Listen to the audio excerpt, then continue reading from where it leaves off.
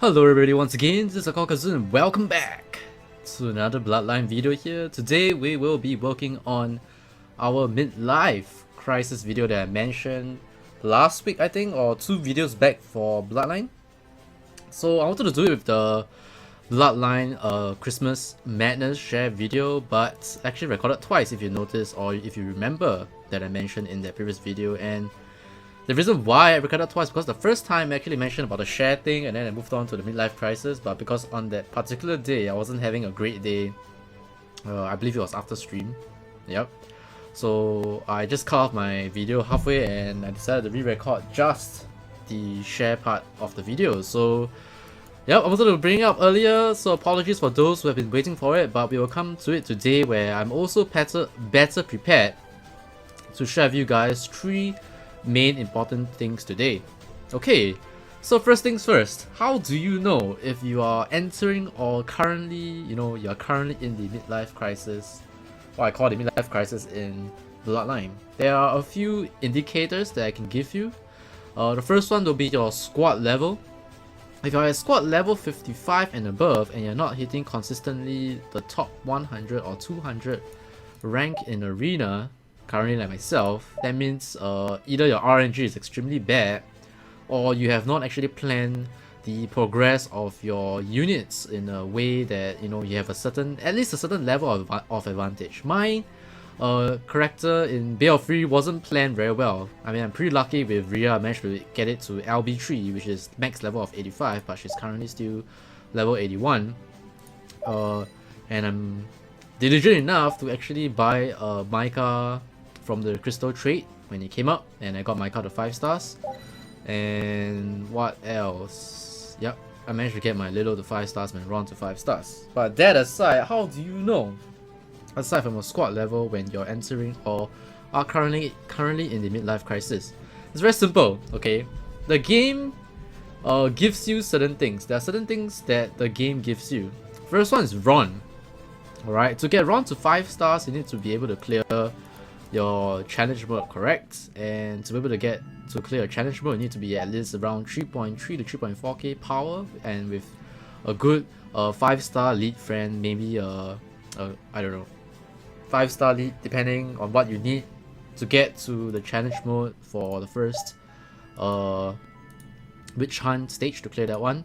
And that's fighting the Archangel Eagle as one of the priest lineup, but before that you need to fight Linda. So 2 healer based types stages they need to go through. Then you can get Illusion Dust and you can 5-star Ron. So getting Ron to 5 stars is like your first indicator. The second indicator is getting your Lilo to 5 stars. And the last indicator is when your Lilo and Ron is at level 70 and you realize that you do not have any more progress to go aside from, I even got my Eagle LB2 level 60 and I got my pet to 60 as well. From this point onwards, when your Ron is 70, your Little is 70, that means you have done your little collection task, depending on how you actually cleared it. Alright, for me, I cleared the Sword Shield combo. Alright, I cleared the Hell Apostle combo, and I cleared the Queen Style combo to get my 2 4 stars needed. And of course, this one as well, which I managed to get via 4-star Ash, and I was in the crystal trade previously for the 3-star version.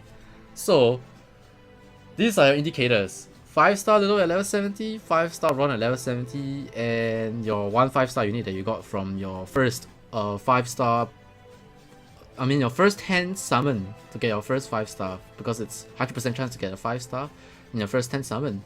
So these 3 units are at max level, and you have 2 units, maybe Eagle or Pep, that are level 60, that are, given to you. For some of you who work on Ghost Ray, you will get Ghost Ray to 5 stars as well to get a 4-star Little. So get your Little to 5 stars, that will work as well. In other words, once you're about there, you are in your midlife crisis. You're like, help, I'm stuck at 4.5k power or so, and there isn't seem to be any progress that I can do to get myself out of the ditch where I can get to, to remain in arena, be a top 100 or top 200. Alright, so what are the units that you actually need to go for? So Mika will be the last one I'm talking about, but the first one that I'll be talking about will be one that you can get quite early at the start, which allows you to plan and get this to 5 stars early. So if you're entering the midlife crisis, that means your Ron is not 70, you're about to get Ron to 5-star, you're about to get Lilo to 5-star, you might want to start working on this unit if your RNG is not very good in your subsequent 10x summons. Alright. The first unit I'll be talking about will be Golem, which I'm actually working on right now on my Bay of Fury account. Okay, I don't have it at 5 stars yet, but I'll be able to show you an example of why this unit is so good. First thing, it's a warrior, alright. It has very decent amount of HP pool and it has very decent amount of defense. Okay, I don't have it at level 70 or 5 stars, but you're looking at a Golem that can hit about 20 to 22,000 HP. And in other words, they're a very good tank against Ling and Leah lineups. And the reason why it is so strong against Ling and Leah lineups is because currently our current meta, alright, without a job change and fade and all that kind of stuff, is Ling and Leah. And the reason why Ling is one of the meta right now is because you have a 60% damage increase. I mean that's very strong, right? When you're on arena offense. I mean, look at a leader skill. Before a round starts, party members with full HP will cause 60% more damage. And when you're on the offense in arena, you attack first, which assures all your party members a 60% boost in damage. That is huge advantage in the current meta. So Golem itself, the earth element is a strong element against thunder, alright, or lightning, whichever you want to call it. And number 2, Golem deals AoE damage every time he attacks. So in arena offense, after the opponent's first turn, there will be no more chances that the party members will do that 60% additional damage. So in other words, Golem is the counter that I would say our current player base or community came up with to deal with the Ling meta, which is why you don't see people using Ling leads anymore an arena offense. Most of them use other leads like Lilo, a very good hybrid arena offense and defense lead. Most people use Lilo for arena defense. Alright. I mean 5-star Lilo, of course, not 4-star. So yep, Golem very strong as a arena defense monster. So the second reason why Golem is so strong is because the amount of Fury crystals it actually generates for you. So here I have a video example. A big thank you to my guildmate Kenshi for sharing me. So you can see he has a Golem, Mika, War Maiden, 5-star Lilo and 5-star Leah lineup here. And watch how fast his Fury bars actually generate compared to his opponent, who actually gets the offense first. In other words, his opponent actually should have more Furies than him because he's like 1 turn up. Alright.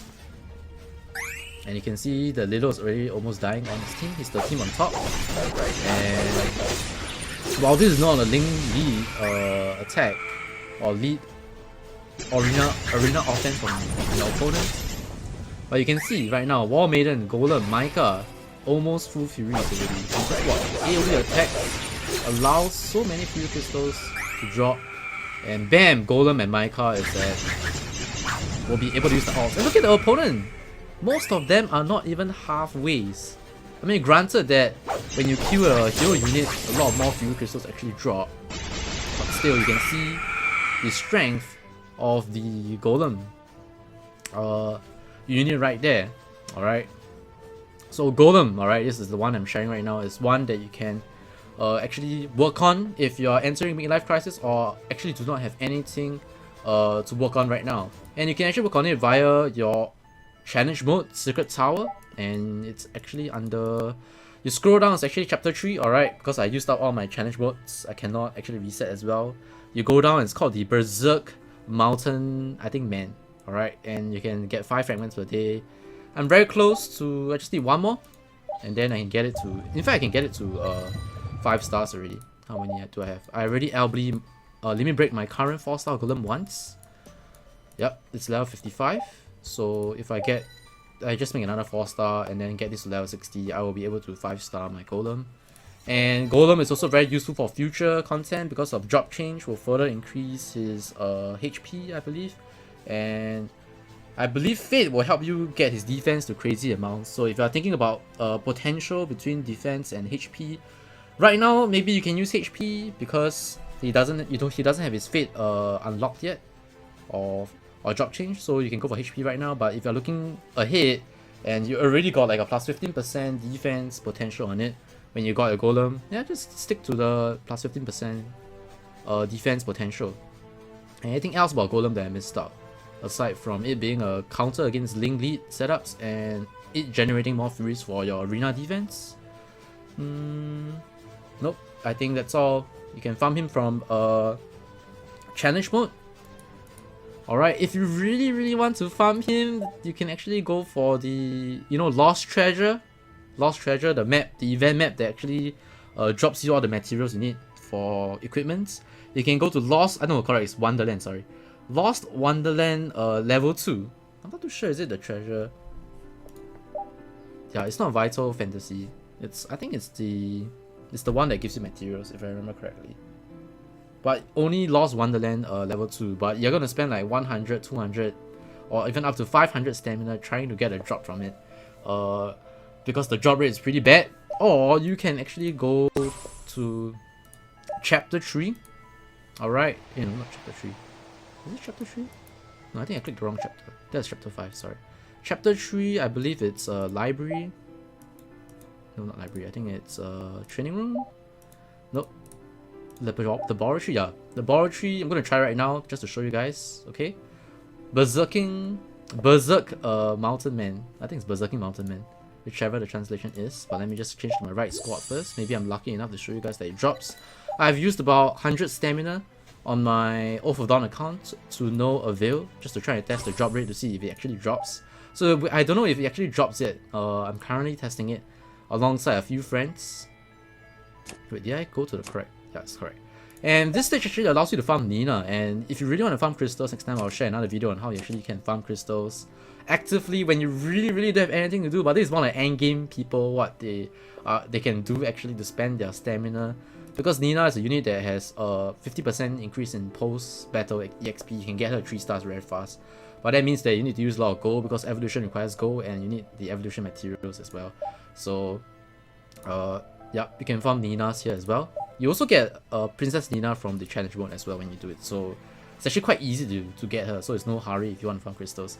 But that's for Golem. Let's move on. Don't want this video to be too long. Next unit that you want to look out for is actually Werewolf Zun. Alright, I think I have a Werewolf Zun. I think I have not changed her though. Yeah, I have a fragments, but I did not actually change for her. Yep, I have 30 fragments. Let's just change for her right now to show you guys. Newcomer! Yay! So at 3 stars, her leader skill increases the max HP of her party members by 20%. At 5 stars, you're looking at 30%. 30%. And the talent is really very good. A lot of people say that this unit is useless. I'm like, what? I actually saw on the Bloodline Facebook group, some guy was complaining that the leader skill for Werewolf Zun is useless. I'm like, what? So her leader skill is that when she's 50% HP and below, she has a lower chance to be attacked. And she has increased damage. Alright, and I believe her base stats for attack is actually pretty high, so she's like a hybrid. I'll say she's like a bit of a Rhea in terms of being able to deal damage over long periods of time due to her survivability and what she actually brings to a party. So Werewolf Zun is a very strong arena defense unit. And I just remembered when talking about Werewolf Zun that that's why when I asked myself if I missed anything about Golem. It's like a thought process. So before we finish off on Werewolf Zun, let me go back to Golem, okay? So Golem is actually good because if you are a top tier, arena player, that means you're like top 50 and below, or you're just top 100 and below, and you're working on Roy, okay? Golem works well with Roy as well. Let me just show you guys very quickly here. This is Roy, and this is Roy's skills, alright? So Roy has vastly greater crit rate at full HP. So this one is just talent, but look at this. When in the same squad as a Golem, his attack stats are increased slightly. So through my friend's testing, it's about 5% to 10% increase in damage. Probably just 5% when it says attack stats increase slightly. So about 5% damage increase when testing on his normal attack. So 5% to 10% is actually pretty significant. And because Roy's AoE actually deals AoE damage, I think if I am correct, because I fought against a Roy before, yeah, basically Roy's ultimate, he summons a Golem and the Golem deals AoE damage.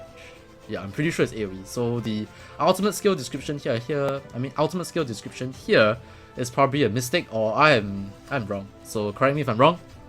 But coupled with Golem, which actually brings everybody's HP down, you know, with his AoE attacks, while the damage is small, coupled with Roy, coupled with the fact that he will help Roy get his free up faster because of his AoE attacks in arena defense, Roy and Golem is really very strong. And I believe if I just take a look at, let's just look at the ranking, alright?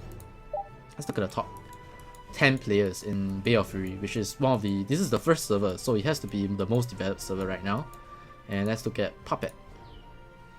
Okay, Puppet has Mika, at least one of the units that I mentioned. Look at this. Dearbuns has a Golem, level 76, and a level 74 Roy, and a level 85 Mika. Alright, so Roy Golem combination here as shown by Dearbuns. Relos, again, level 80 Golem, level 80 Roy. So you can see the end game right now is pretty much determined with a Golem Roy setup, even though this one is not quite there yet. But Mika, you can see Mika seems to be everywhere. Again, we have a Roy. So if you really want to make Roy really strong, put a Roy with a Golem, man. And just work on getting your Golem limit break, even work on getting it to level 90 and you'll be pretty strong. I can say you can definitely be contesting top 100, even if you're not like those VIP 15 or 20 people. How about Ushi? Oh, Ushi is only less than 5. He went for the Traveler Honor. So yeah, I mean, I'm not top 100 because I don't have the units. I didn't plan as hard as my friends in Oath of Dawn, but you can, you know, I'm here to make sure that you do not make the same mistakes as me, since I'm, you know, the Bay of Fury account is one like an experimental account. While it doing okay, I'm rank 169. So yep, that's it for Golem. Alright, so let's move on to Zan. Okay, Zan is pretty short. It's more for future, even though it's okay right now for arena defense. You get her to 5 stars, she can be used because her HP, I mean her leader skill increases your whole party's HP pool by 30%. Alright, and her being a pretty strong unit as well.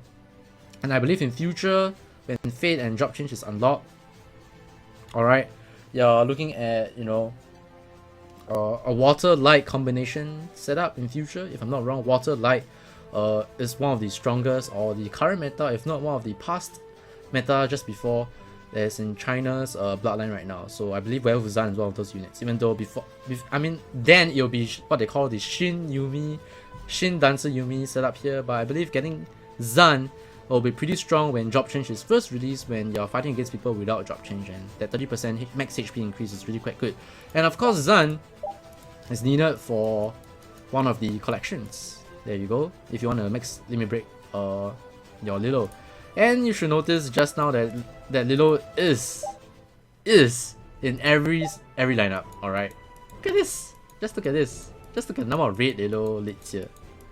Everyone is using Lilo lead, alright, because she's the most versatile arena defense leader. Alright, and yep, top 10 straight away will tell you that 5-star Lilo, and getting her to level 90 is very important. Dearbuns level 90 Lilo, by the way, and Puppet is also max limit break Lilo. Of course, if you do not have a War Maiden, which means you're not VIP 10 and above, you will not be able to get your Lilo to 90. You can only get her to 85, but 85 is pretty strong as well. So Lilo is more like you have to get it. Alright, it's a must have, and that's why we know we are in midlife crisis when your Lilo is at level 70 and it's at 5 stars. Alright, last unit, Vengeance Mika. Alright, so this guy is very strong currently because he is a counter to War Maiden. Okay, War Maiden is a warrior and Mika destroys War Maiden. Simple as that. That's why Vengeance Mika is so strong in the current meta. But in future meta, he's very strong with I mean, in future when Drop Change is released. And mind you, for Assassins, I believe when you change to the Ghost Blade, your crit rate is increased by 25% while your damage is decreased. But however, if you have a Mika lead, alright, all party members' crit damage increased by 100%. So that will definitely offset the damage decrease that you get with the crit rate increase. So this is why Vengeance Mika is one of the units that you might want to get or must get for future Drop Change if you are going to go for an Assassin Squad Arena Offense lineup. Alright, so Vengeance Mika is one of the units that you want to watch out for and work towards. I'm getting it right now. I can show you guys one of my fights. Let me just bring on my arena offense. Alright, my arena offense right now, I need to replace my pet for sure. I'm working on my 5-star Flame Maiden or 5-star Link. I haven't decided actually which one to use yet. Yep, I might not even use her actually. I'm just getting her 5-star because 5-star units will be pretty useful in future, if I remember correctly, for Fate unlocks or something. Someone posted in Bloodline Southeast Asia group before that keep your 5-star units, don't sell them for crystals. So this is my setup. Maria level 85. So what I usually do is I look for any teams that have, okay, this is the one I'm talking about, but I can't fight this because while Rhea has a huge counter to Korra, I cannot fight any squads that have 2 lightning units and above. So I look for units, squads that have 2 flame units and above. And look, this is 5k power. I have 4.8k power, but that's a War Maiden. So let's watch this, okay? I'm probably gonna lose, but I think I might win if I get good RNG. So let's watch this.